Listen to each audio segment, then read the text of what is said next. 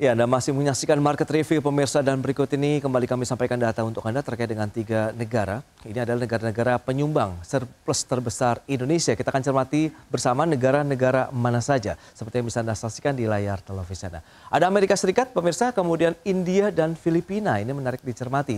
Ini periodenya Januari sampai dengan Juni 2025. Baik, Amerika Serikat mencapai 8,57 miliar dolar, kemudian India 6,59 miliar dolar Amerika Serikat, kemudian Filipina 4,4 miliar dolar Amerika Serikat. Dan selanjutnya kita akan cermati neraca perdagangan non-migas yang dimiliki Indonesia saat ini seperti apa. Untuk ekspor, kemudian importasinya. Kemudian terjadi neraca dagang 9,92 miliar dolar Amerika Serikat. Ini dia.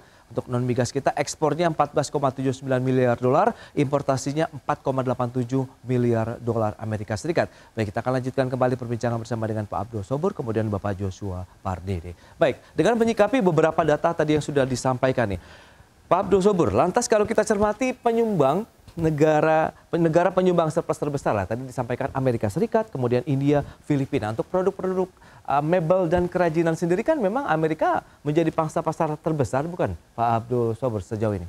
Ya, betul sekali. Kami bisa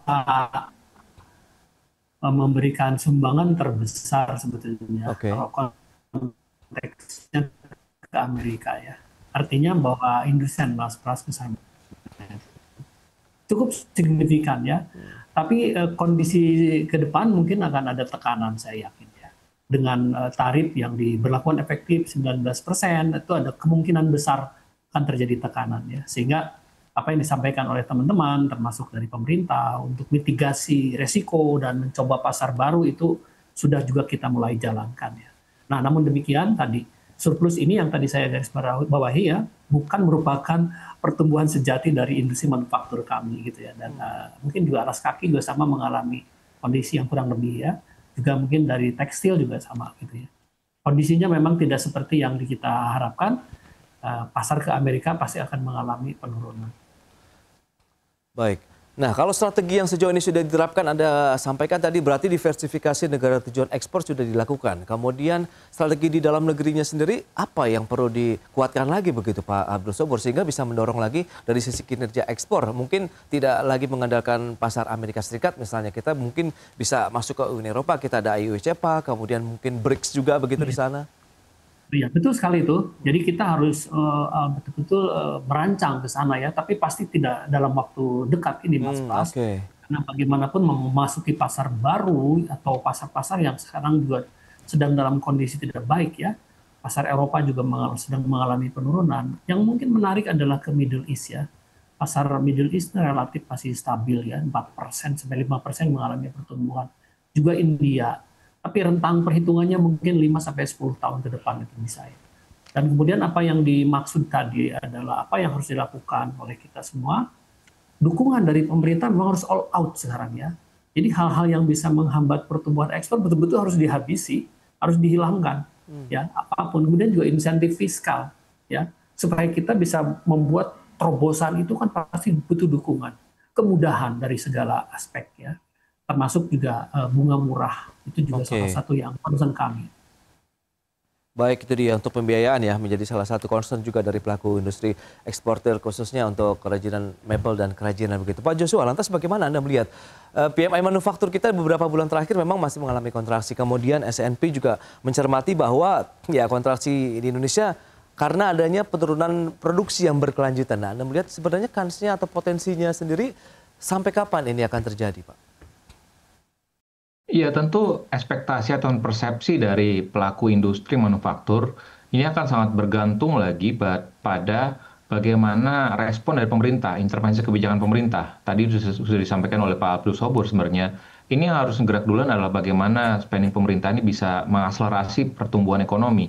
Bagaimana kalau kita melihat misalkan ya, kita kemarin juga kalau kita mendengar dari GP sendiri, dari terkait dengan tarif 19% itu, ada kemungkinan burden sharing, artinya ada sebagian tarif yang juga nanti akan dibebankan kepada eksportir, artinya akan ada potensi harga mesti ditekan dulu ya sebelum nanti diekspor ke Amerika Serikat, karena kemungkinan US consumer pun juga akan keberatan ya dengan kenaikan tarif dengan membayar 19% tambahan.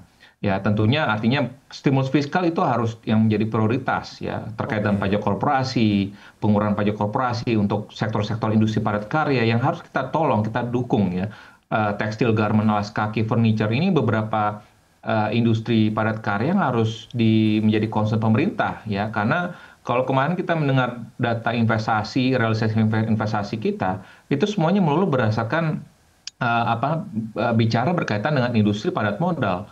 Tapi pemerintah belum begitu concern ataupun fokus kepada industri padat karya yang mestinya tadi diberikan tambahan stimulus, misalkan keringan pajak impor untuk bahan baku. Mungkin aja sebagian ada beberapa industri kita yang berorientasi ekspor, tapi dia mesti harus impor dulu. Dan juga misalkan subsidi ataupun memberikan insentif ekspor, ya karena tadi karena mungkin ada kesepakatan antara eksportir dengan buyer di US, dia harus burden sharing.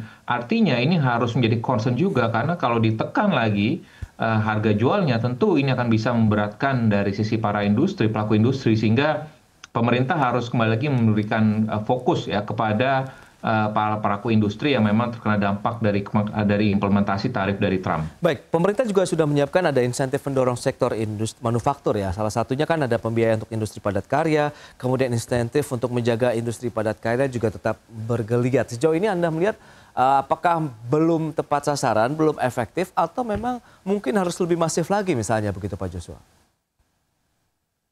Ya, pada kenyataannya kalau kita melihat dari sisi, ya itu kan persepsi ataupun survei dari S&P terkait dengan PMI manufacturing ini kan mengindikasikan real, artinya persepsi dari pelaku industri manufaktur itu belum terlalu optimis. Ya, artinya mereka belum meningkatkan produksinya karena tadi ada permintaan dari sisi penurunan permintaan dari eksternal dan juga domestik. Artinya kalau kita bicara insentifnya ataupun stimulus fiskalnya, dan kalau kita melihat misalkan yang bantuan subsidi upah, ya kan itu kan hanya berlaku di Juni-Juli kemarin kan.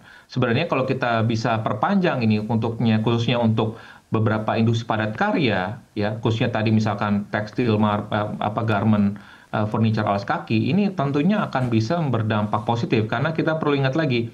Yang menjadi permasalahan tadi kenapa terjadi penurunan daya beli kelas menengah, ya karena tadi terjadi PHK. Jadi harusnya pemerintah memberikan concern, fokus lagi kepada industri padat karya agar tidak terjadi PHK yang berkelanjutan lagi, agar tadi PMI manufacturing kita pun juga akan bisa meningkat lagi. Karena ujung-ujungnya kalau kita membahas lagi kepada stimulus kepada supply-nya, tapi tanpa kita ingat ya, permasalahannya adalah dari sisi demand-nya. Kalau pemerintah tidak mempercepat juga misalkan akselerasi spending untuk MBG misalkan, karena kalau dilaporkan oleh Kementerian Keuangan untuk MBG sendiri masih lambat juga penyerapan anggarannya, sehingga ini harus juga diakselerasi oleh pemerintah dan belanja-belanja ke depannya mesti harus dipikirkan lagi yang mana yang memberikan dampak besar kepada industri dan juga kepada masyarakat banyak. Oke. Nah, Pak Abdul Sabur, lantas kalau kita bicara dari dunia usaha, bentuk insentif, bentuk bantuan lainnya begitu, fiskal lainnya, atau yang diinginkan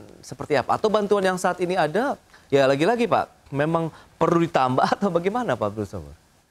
Ya sebenarnya kalau kita mau membaca ya secara regional aja jangan terlalu jauh. Bagaimana misalnya pemerintah Thailand ya menurunkan suku bunga atau memberikan bunga yang sangat ringan kepada pelaku ekspor ya di 3,5% katakanlah. Mana kita kan di angka yang sangat besar. Nah, di kredit kita mungkin paling rendah kan 9, ada yang 10, 12, ada LPI yang juga memang vehicle-nya fokus ke sana ya untuk fiskal ini. Tapi di angka 6% dan volumenya kecil. Volumenya masih sangat kecil dan orientasinya masih perusahaan besar. Ya. UMKM ini kalau nggak ditopang dengan bunga murah lambat, sulit untuk survive di situasi seperti ini. Di lain pihak kami adalah industri padat karya yang menopang lapangan kerja terbesar dan itu menjadi kunci untuk pengembangan ekonomi nasional ya. Maka sebetulnya apa yang disampaikan Pak Joshua itu betul sekali ya, bahwa concern pemerintah di padat karya ini perlu ditingkatkan supaya kami bisa survive dan tidak ada lagi PHK karyawan dan sebagainya. Malah kalau bisa tumbuh gitu ya, tumbuh dan kemudian menjadi salah satu alat atau perangkat atau apapun yang bisa menyerap tenaga kerja yang signifikan di lapangan.